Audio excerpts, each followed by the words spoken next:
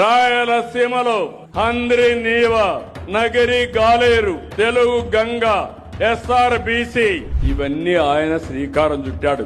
నేను వచ్చిన తర్వాత ఇవన్నీ పూర్తి చేసే అదృష్టం నాకు వచ్చింది. ఈ రోజు అందరి నీవా పోకపోతే ఆ నీళ్లు మీ చెరువులకు వచ్చేటి కాదు. ఆ చెరువుల్లో నీళ్లు వస్తే బంగారు పండించే రైతాంగం ఉన్నారు. బంగారు పండే భూములు మన దగ్గర ఉన్నాయి. అందుకే నేను ఆలోచించి ఒక సంవత్సరంలో 3,500 కోట్ల రూపాయలు అవుతుందంటే పర్వాలేదు, అందరి నీవా కాలం వెడల్పు చేయాలని 733 కిలోమీటర్లు వెడల్పు చేసి కడాను కుప్పానికి కూడా నీళ్లు ఇచ్చామంటే మీరు గుర్తుపెట్టుకోవాలని ఆ పట్టుదల. మీరంతా భగీరథుడి గురించి తింటారు.